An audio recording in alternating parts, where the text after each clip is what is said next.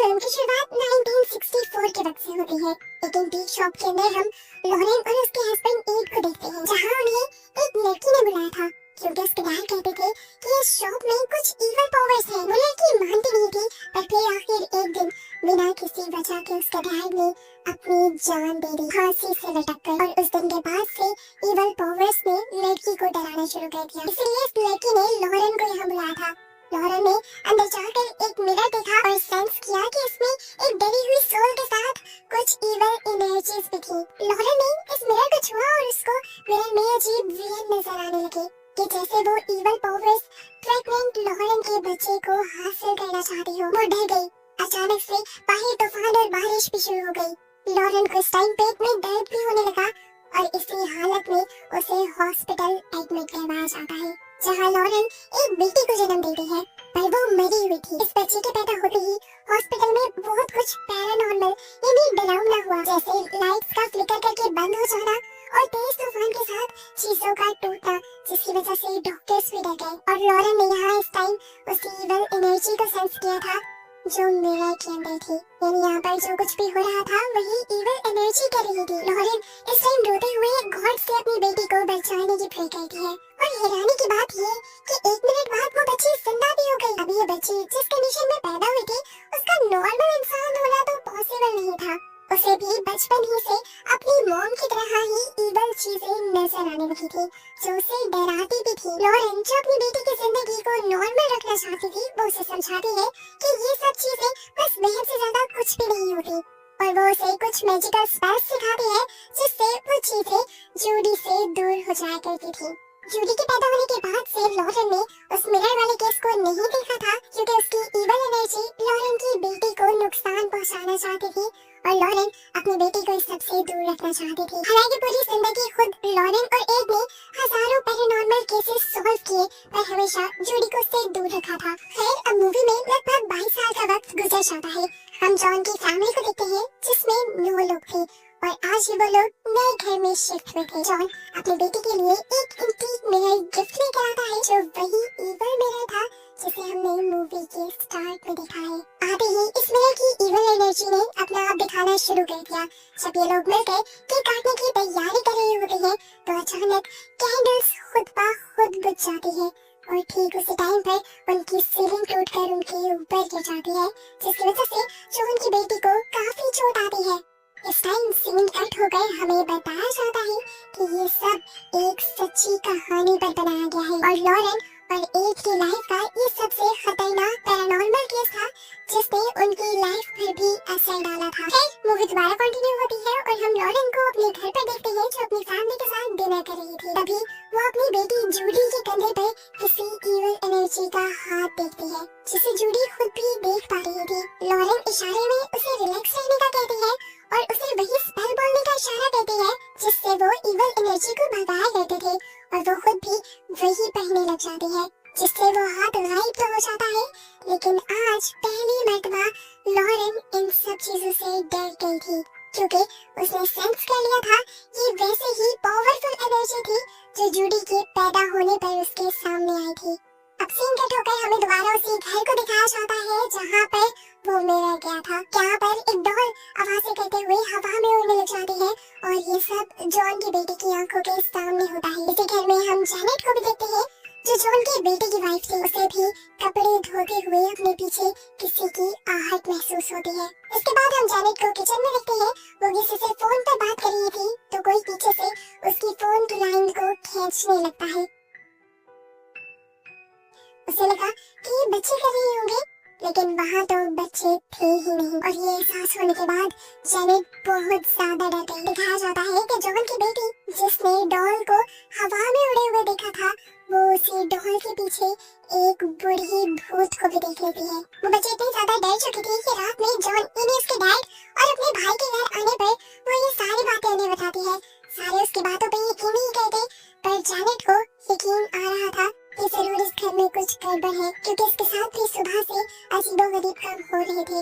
इधर हम देखते हैं कि हेदर, जिसके ऊपर पहले वो सीलिंग गिरी थी, वो अपनी बहन से कहती है कि मुझे ये मिरर ठीक नहीं लग रहा, स्पेशली इसके ऊपर बने हुए ये मुंह मुझे बहुत ही ज्यादा डराते हैं। ये सुनकर हालांकि उसकी बहन उसे चिढ़ाती भी है, लेकिन फिर वो हेदर की मदद उस मिरर को उठाकर घर से बाहर फेंकने के लिए ले जाते हैं। सुबह होते ही दिखाया जाता है कि उस मिरर को म्युनिसिपल वाले ले जा रहे थे और जैसे ही मिरर म्युनिसिपल ट्रक के अंदर गिरता है तो टूट जाता है और उसके टूटते ही यहाँ दूसरी तरफ जॉन की बेटी को खून की उल्टी होना शुरू हो जाती है और मिरर जो कि ट्रक में टूटा था उसी मिरर के टूटे हुए टुकड़े उसके मुंह से निकलने लगते हैं। लड़की की ये हालत देखते हुए वो लोग उसे डॉक्टर के पास तो ले गए थे, लेकिन अब सबको इस बात पे यकीन आ गया था कि इस घर में कुछ ना कुछ गड़बड़ जरूर है। सीन कट हो गए, हम एड को यानी लॉरेन के हस्बैंड को डॉक्टर के पास देखते हैं और डॉक्टर उसे बताता है कि तुम्हारे दिल की हालत अब अच्छी नहीं रही, तुम्हारा दिल एक और हार्ट अटैक नहीं सह पाएगा, तो इसलिए तुम्हें अब अपना बहुत ज्यादा ख्याल रखना होगा और जो कुछ तुम कहते हो वो तुम्हें छोड़ना पड़ेगा। इस सब के बाद एड घर आ जाता है और एड को उसकी बेटी जूडी बताती है कि उसने अपने बर्थडे पार्टी पर अपने एक दोस्त को भी बुलाया था जिससे वो शादी करना चाहती है। अब अगले ही दिन बर्थडे पर हम जूडी के साथ उसके दोस्त को भी देखते हैं जिसका नाम है टॉनी। इसी पार्टी के दौरान एड सभी गेस्ट को अपना म्यूजियम दिखाने के लिए ले जाता है जिस म्यूजियम के आर्टिफैक्ट्स के अंदर इन्होंने इविल एनर्जीज को कैद किया हुआ था। आसान लफ्जों में कहें जैसे बोतल के अंदर जिन कैद किए जाते हैं इसी तरह उन्होंने इविल एनर्जीज को इन पेंटिंग्स पे कैद किया हुआ था। एड के साथ सभी गेस्ट उसका म्यूजियम देखने के लिए जाते हैं पर टोनी नहीं चाहता क्योंकि वो काफी डरा हुआ था। वो जूडी के साथ उसके रूम में आ जाता है और जूडी को रूम में आते ही अपनी रॉकिंग चेयर के ऊपर एनाबेल डॉल दिखती है जिससे वो हमेशा से बहुत ज्यादा डरती थी। इस टाइम क्योंकि टोनी उसके पास था तो उसने अपने आप के ऊपर जल्दी कंट्रोल पा लिया और एनाबेल की सोच से वो बाहर निकल आई। इतने में ही यहाँ पर लॉरेन आ जाती है जो टोनी को बताती है कि प्लेइंग रूम में एड तुम्हारा इंतजार कर रहा है और इसके बाद वो जूडी से पूछती है तुम्हारे साथ आजकल क्या चल रहा है, तुम इतना ज्यादा डरने क्यों लगी हो। जूडी उसे कहती है मॉम मैं नहीं जानती कि ये सब क्या हो रहा है। अब लॉरेन उसे कहती भी है मैं जानती हूँ कि तुम एक मीडियम हो, तुम ऐसी चीजों को सेंस कर सकती हो, लेकिन मेरी एक बात याद रखना तुम इन चीजों में कभी मत पड़ना क्योंकि इन्हीं चीजों की वजह से मेरी लाइफ भी बर्बाद हो चुकी है। खैर कुछ ही देर में टॉनी लॉरेन से जूडी और उसकी शादी की बात कर लेता है और यहाँ पर जूडी को प्रपोज भी कर देता है। इसी दौरान हम देखते हैं कि चर्च के फादर भी लॉरेन और एड से एक फैमिली के बारे में बात करने के लिए आए थे जो बहुत ज्यादा परेशान थी और ये असल में जॉन की फैमिली के बारे में बात कर रहे थे जिनके घर में आजकल बहुत ही डरावनी चीजें हो रही थी। वो लॉरेन और एड से रिक्वेस्ट करते हैं उस फैमिली की मदद करने की। एड तो मान भी जाता है पर लॉरेन मना कर देती है क्योंकि उसे अभी सिर्फ अपनी बेटी की शादी पर ध्यान देना था। अब सीन कट होकर हमें उसी घर का सीन दिखाया जाता है जहाँ पर सभी बहुत ज्यादा परेशान है। जॉन और उसका बेटा भी जब घर आए तो वो काफी परेशान लग रहे थे। जॉन की बेटी जिसके मुंह से कांच निकला था वो इतना ज्यादा डरी हुई थी कि वो जॉन से लड़ने लग जाती है कि उन सबको इस घर से निकाल कर किसी होटल में ले जाया जाए, पर जॉन और उसके बेटे के पास इतने पैसे नहीं थे कि सब लोग होटल में रह सके। मजबूरन इन सबको इसी घर में रहना था तो ये सब लोग सोने चले जाते हैं। जैसे ही आधी रात गुजरती है तो जॉन के बेटे की तबीयत बिगड़ने लग जाती है। हम उसे आधी रात में बेड से ऊपर होते हुए देखते हैं। वो हवा में लटक गया था और कोई इविल एनर्जी अब उसका गला पकड़कर दबाने में लगी थी जिसकी वजह से उसकी तबीयत बहुत ज्यादा बिगड़ रही थी। सुबह में हम जॉन की बेटी को देखते हैं जिसके ऊपर पहले ही दिन आते ही सीलिंग टूट कर गिरी थी। वो उस दिन की वीडियो देख रही थी और अचानक से वो डर गई क्योंकि उसने वीडियो में अपने साथ खड़े हुए किसी एंटिटी को देख लिया जिसने उस टाइम कैंडल्स बुझाई थी। अब क्योंकि ये लड़की वही एंटिटी वीडियो में देख चुकी थी तो एकदम से वो एंटिटी उसके सामने भी आ जाती है।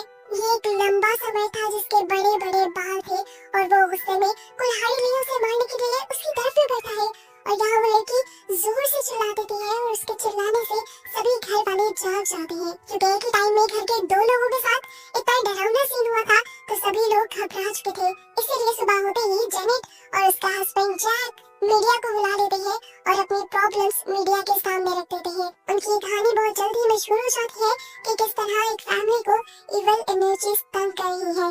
दिखाया जाता है कि लॉरेन इस टाइम जूडी का वेडिंग ड्रेस लेने के लिए एक बुटीक पे आई हुई थी। डिजाइनर लॉरेन की दोस्त थी, वो भी इसी टाइम न्यूज चैनल पर जेनेट का इंटरव्यू ही सुन रही थी, पर लॉरेन के आने पर उसने ये न्यूज चैनल बंद कर दिया क्योंकि वो नहीं चाहती थी कि एक कस्टमर उनके हाथ से चला जाए। जूडी जब अपना ड्रेस चेक करने के लिए चेंजिंग रूम में थी तो तभी उसके चेंजिंग रूम को कोई नॉक करता है। जूडी को लगा कि उसकी मॉम होगी। उसने जैसे ही दरवाजा खोला तो देखा कि यहाँ पर वही बुढ़ी लेडी का भूत था जिसे हम पहले जेनेट के घर पर भी देख चुके हैं। इस भूत ने आते ही जूडी का गला पकड़ लिया था और जूडी मरने ही वाली थी, लेकिन तभी जूडी ने अपने मैजिकल स्पेल्स बोलना शुरू कर दिए, जिससे वो भूत यहाँ से गायब हो गई। जूडी ने सुकून का सांस लिया और जैसे ही मिरर में देखा तो और भी ज्यादा डर गई, क्योंकि वो देख रही थी कि मिरर में जूडी का साया ही जूडी का गला दबा रहा था। अब लॉरेन, जो कि जूडी का ड्रेस चेक करने के लिए अंदर आई थी, वो भी सब कुछ देख लेती है और डर जाती है। अब दोबारा हमें उसी फैमिली को दिखाया जाता है जहाँ पर अब जॉन की वाइफ बहुत ज्यादा बीमार हो चुकी थी, उन्हें हार्ट अटैक आ रहा था। उनकी हालत इतनी बिगड़ जाती है कि उन्हें हॉस्पिटल पहुंचाया जाता है और इतनी ही देर में हमें दिखाया जाता है कि लॉरेन के बहुत ही करीबी दोस्त यानी वो फादर चर्च में बिना बताए इनकी फैमिली की मदद करने के लिए यहाँ पर आ गए थे। वो बेसमेंट पर जाकर कुछ स्पेल्स पढ़ते हुए इविल एनर्जी को भगाने के लिए होली वाटर जैसे ही बेसमेंट में डालते हैं तो सारा होली वाटर एकदम से उड़ जाता है।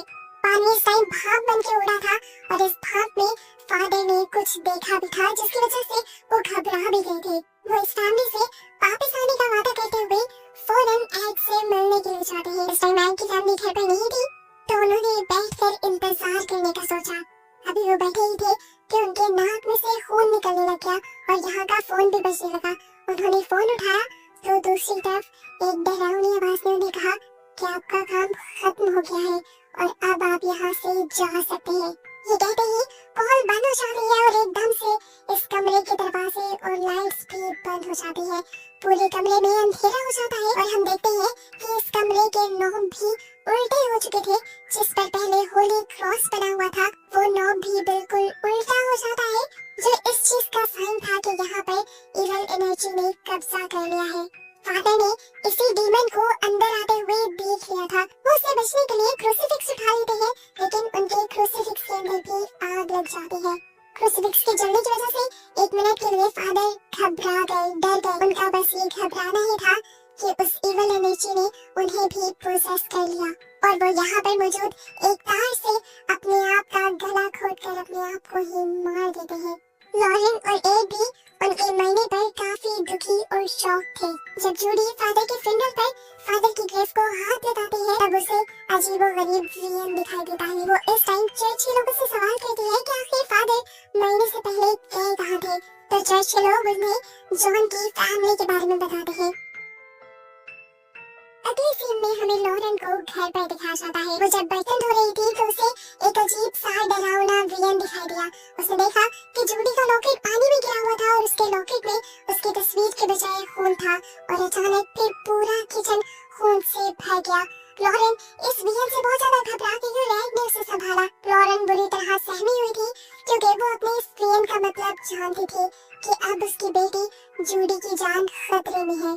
इसी टाइम पर जूडी का फियांसे यहाँ पर आता है और इन दोनों को बताता है कि जूडी जॉन के घर गई है, जिनके घर में इविल एनर्जीज है। लॉरेन ऐसे कहते हैं कि हम कोई केस नहीं लेंगे, हम सिर्फ वहाँ से जूडी को लेकर वापस आ जाएंगे। लेकिन जब ये लोग वहाँ पर गए तो इन लोगों ने देखा कि जैक और जानेट पहले से ही लोगों का इंतजार कर रहे थे। इनके आने से वो ज्यादा खुश होते हैं और बताते हैं कि फाइनली कोई एक्सपर्ट तो उनकी हेल्प कर लिया है। वो बताते हैं कि वो मीडिया में हेल्प लेने के लिए गए थे, लेकिन लोगों ने उनके खिलाफ अजीबोगरीब बातें बनाना शुरू कर दी है कि जैसे वो लोग ये सब एक ड्रामा कर रहे हैं। ये सारी बातें सुनने के बावजूद भी लॉरेन यहाँ से जाना चाहती थी, अपने फैसले पर अटल रहना चाहती थी, पर जूडी उसे रोक लेती है और कहती है आपने हजारों लोगों की मदद की है तो अब इस फैमिली की मदद क्यों नहीं कर रहे। वो कहती है देखिए फादर की मौत का राज भी इन्हीं के घर में छुपा हुआ है और मैं भी ये चाहती हूँ कि आप दोनों इनकी मदद करें। इस तरह लॉरेंस और एड उनकी मदद करने के लिए मान जाते हैं। एड अब अपनी जरूरत की चीजें यहाँ पर मंगाता है और अपना रिकॉर्डर ऑन करके इस फैमिली का इंटरव्यू लेना शुरू कर देता है कि आखिर उनके साथ हुआ क्या क्या था। लॉरेन यहाँ पर चीजों को टच करते हुए कुछ फील करने की कोशिश करती है और जूडी सभी बच्चों को लेकर एक रूम में चली जाती है ताकि वो इन सब चीजों में घबराए ना। लॉरेन इसी घर को चेक करते करते ऊपर चली जाती है और ऊपर उसे जूडी के पीछे एक डॉल नजर आती है। उसने महसूस किया था कि ये डॉल चल भी रही थी, लेकिन उससे पहले कि वो उस डॉल को लेती यहाँ पर एक बच्ची आकर उस डॉल को उठाकर ले जाती है और अब लॉरेन एक रूम के अंदर जाती है जहाँ उसे चादर के नीचे एक हाथ चलता हुआ महसूस होता है और वो समझ जाते हैं कि जरूर इविल एनर्जी यही कहीं है।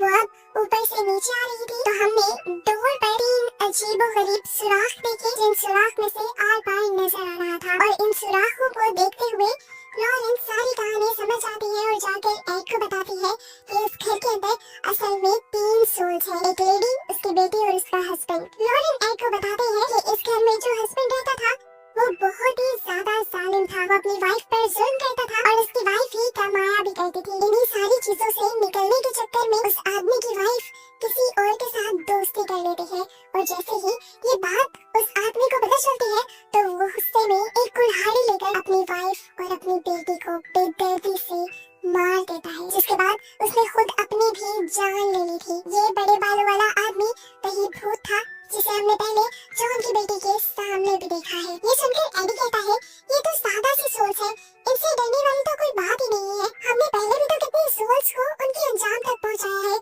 और कितनों को बंद किया है, तो ये तो हमारे लिए मुश्किल नहीं। अब लॉरेन कहती है कहानी इतनी भी सिंपल नहीं है, ये तीनों भूत यहाँ पर बस कठपुतलियों की तरह काम कर रहे हैं और इनसे ईवल काम या उल्टे काम करवाने वाली यहाँ पर कोई और ताकतवर ईवल एनर्जी भी है। लॉरेन बताती है कि मैं उसे देख नहीं पा रही और यही सबसे ज्यादा मुश्किल और टेंशन की बात है। एडम उससे सवाल करता है कि अगर यहाँ पर कोई ईवल एनर्जी है तो सोचने की बात है कि उसने इस घर के किसी इंसान को पोसेस क्यों नहीं किया। एड कहता है देखो पहले जितने भी हमने केसेस सॉल्व किए हैं ईवल एनर्जी ने किसी न किसी को पोसेस जरूर किया हुआ था। आखिर इस केस में ऐसा क्या नया है कि उसने किसी को भी पोसेस नहीं किया।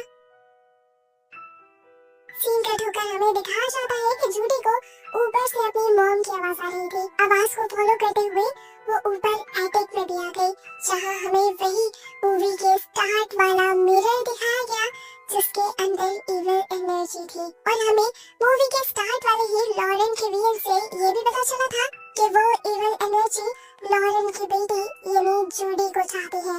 और आखिर यहाँ पे मिस्ट्री सॉल्व होने लगती है और ये पता चलने लगता है कि क्यों उस ईवल एनर्जी ने इन सब को पोसेस नहीं किया था। वो सिर्फ इन सब को डरा धमका कर लॉरेन और जूडी को यहाँ तक लाना चाहती थी ताकि वो जूडी से मिल पाए।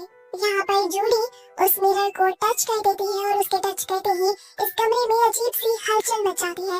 एक चौक से यहाँ पर मिस मी लिखा जाता है। मिस मी हमेशा एनाबेल डॉल्स लिखा करती थी और यहाँ पर एनाबेल डॉल वाला मिस मी इसीलिए लिखा गया क्योंकि जूडी एनाबेल डॉल से बहुत ज्यादा डरती थी और इस ईवल एनर्जी ने जूडी के डर का ही फायदा उठाया था। जूडी डरते हुए दूसरे रूम में गई तो वहाँ पड़ी हुई एनाबेल डॉल एकदम से बहुत ज्यादा बड़ी हो गई। जूडी दोबारा डरकर उस कमरे से निकलकर नीचे आने ही लगी कि किसी ने उसे सीढ़ियों से गिरा दिया। जूडी की गिरने की आवाज सुनकर सभी यहाँ पर आ जाते हैं और जूडी लॉरेन से कहती है मॉम ऊपर एटिक में कुछ तो है। लॉरेन जैसे ही ऊपर आती है तो वो उस मिरर को देखकर बहुत ज्यादा डर जाती है क्योंकि जिस चीज से वो पूरी जिंदगी भागती आ रही थी और अपनी बेटी को बचाती आ रही थी वो चीज अब उनके पीछे आ गई थी। वो इस मिरर को जैसे ही टच करती है तो और भी ज्यादा घबरा जाती है क्योंकि ये मिरर उसे पहले से भी ज्यादा खतरनाक सेंस दे रहा था। फाइनली ये लोग सबको इस मिरर की कहानी बताते हैं कि ये मिरर इन्हें इनके करियर के बिल्कुल स्टार्ट में मिला था। उस दिन जो लॉरेन को रियल नजर आए थे उससे वो बहुत ज्यादा डर गई थी और क्योंकि उसकी बेटी भी मौत के मुंह से बाहर निकली थी तो इसीलिए ये लोग इस मिरर से डर चुके थे और उन्होंने इस केस को सॉल्व ही नहीं किया था। उस लड़की का क्या हुआ था जिसने इन्हें मदद के लिए बुलाया था उसके बारे में भी इन्होंने कभी जानने की कोशिश नहीं की थी क्योंकि असल ईवल उसी मिरर में था। तो ये लोग फैसला करते हैं कि वो इस मिरर को उठाकर अपने घर वाले म्यूजियम में ले जाएंगे जहाँ पर पहले भी इन्होंने बहुत सारी ऐसी ही चीजें रखी हुई है।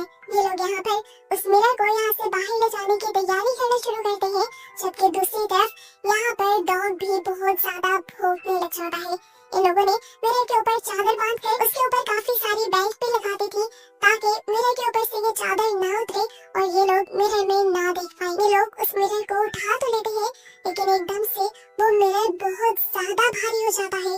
एड जानता था कि ये सब कुछ वही शैतान कर रहा है क्योंकि वो नहीं चाहता कि इस मिरर को घर से बाहर लेकर जाया जाए। यहाँ टोनी जिसका काम था गाड़ी स्टार्ट करने का, गाड़ी भी अब स्टार्ट नहीं हो रही थी और दूसरी तरफ जूडी की भी तबीयत बिगड़ती जा रही थी। जबकि यहाँ हमें दिखाया जाता है कि मिरर के ऊपर की बेल्ट्स भी खुलने लग जाती है और एकदम से उसके ऊपर का कपड़ा हट जाता है और उसके अंदर जैक देख भी लेता है। उसके मिरर में देखते ही ईवल एनर्जी उसके ऊपर हावी हो जाती है और उसे उठाकर सीढ़ियों में फेंक देती है। अकेला एड उस मिरर को नहीं संभाल पाता और मिरर नीचे गिर जाता है। इधर दिखाया जाता है कि टोनी किसी तरह कार स्टार्ट करके उनके घर के सामने लाया ही था कि उसकी गाड़ी के सामने वही बूढ़ी लेडी की भूत आ गई जिसके जिसकी वजह से उसकी गाड़ी का एक्सीडेंट होते होते बचा। यहाँ पर सारा शोर सुनकर लॉरेन बाहर आई तो उसे भी कुछ अजीब महसूस हुआ। उसने फौरन जूडी को जाकर देखा और लॉरेन के यहाँ आते ही वो इविल एनर्जी उनसे कहती है, आओ लॉरेन आओ, कब से तुम्हारा और जूडी का ही तो इंतजार कर रहे थे हम। जूडी हमारी है और हम जूडी को लेकर जाएंगे। इससे पहले कि लॉरेन कुछ भी कर पाते, यहाँ पर जूडी जुनून में उठकर लॉरेन को धक्का दे देती है और लॉरेन बेसमेंट पे जाकर गिरती है। इस सबसे लॉरेन बेहोश हो चुकी थी और ये सब देखते हुए डॉग बहुत ज्यादा भौंक रहा था तो जूडी उसे भी हवा में उठाते हुए दूर फेंक देती है। इतने टाइम में यहाँ पर एड भी आ जाता है जो आकर जूडी की हालत देखते हुए जूडी को संभालने की कोशिश करता है और उसे समझाता है, जूडी होश में आओ, तुम्हारे अंदर इतनी ताकत है कि तुम इस इविल से लड़ सकती हो। यहाँ जूडी तो होश में नहीं आती, उल्टा इविल एड के ऊपर भी अपना हमला कर देता है और उसके दिल को किसी तरह से मोड़ देता है, जिसकी वजह से एड की हालत भी बिगड़ने लग जाती है और उसे एक और मर्तबा हार्ट अटैक आ जाता है। वो जब अपनी मेडिसिन लेना चाह रहा था, उसकी मेडिसिन भी उसकी पॉकेट से निकलकर नीचे गिर जाती है।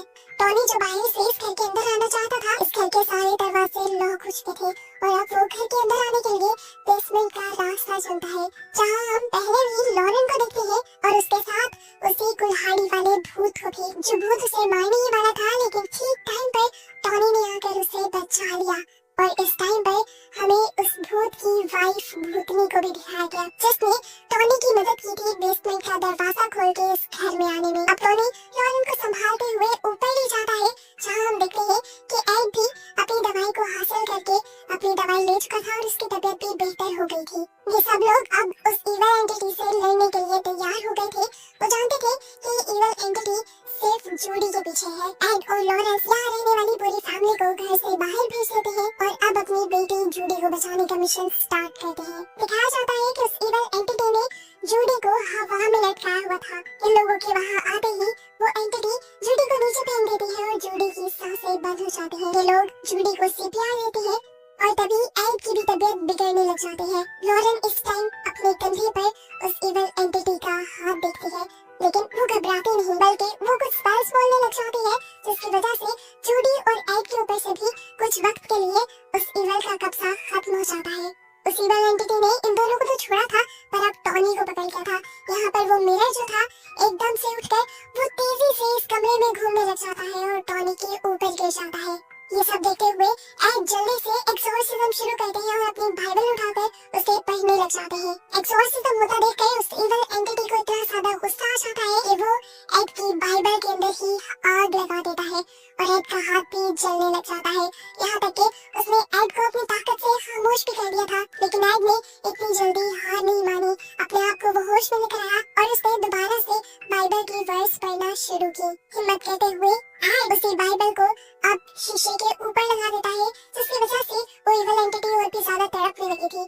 अपने आप को इस तकलीफ से बचाने के लिए वो इन सबको निकालना चाहती थी इस कमरे से, लेकिन सब यहाँ पर डटे रहे। जूडी और लॉरेन दोनों समझ चुके थे कि अब उनके उस मैजिकल स्पेल से काम नहीं होगा, अब उन्हें अपने अंदर की ताकत दिखानी होगी। इसीलिए वो दोनों भी मिलकर अपना हाथ बाइबल के साथ साथ उसी मिरर पर रख देते हैं और कुछ पढ़ने लग जाते हैं। ऐसे वो इविल उसी शीशे के अंदर कैद हो जाता है और इनकी जिंदगी नॉर्मल हो जाती है। जूडी, लॉरेन और जॉन की पूरी फैमिली की जान इस तरह उस इविल एंटिटी से बच जाती है। मूवी के एंड पे हमें टॉनी और जूडी की शादी दिखाई जाती है। इसके कुछ टाइम बाद लॉरेन एड को बताती है कि उसने अपने फ्यूचर के विजन्स देखे हैं, जहाँ पर वो लोग ग्रैंड पेरेंट्स में बन गए हैं और उनकी लाइफ बिल्कुल आसान हो गई है। वो लोग अपने केसेस के बारे में इंटरव्यूज भी दे रही है और अब सभी लोग उनकी कहानियों पर बिलीव करेंगे। लॉरेन के इस विजन के मुताबिक सच में ऐसा ही हुआ। सालों बाद लोगों ने उनकी कहानियों पर एतबार करना शुरू कर दिया। उनके बहुत सारे केसेस की फुटेजेस भी हमें यहाँ पर दिखाई गई और इसी के साथ ये मूवी यहाँ पर खत्म हो गई। करता हूँ कि आपको मूवी समझ में आ गई होगी, अच्छी लगी होगी। तो वीडियो पसंद आई तो लाइक कर देना, चैनल के ऊपर नए हो तो सब्सक्राइब कर लो।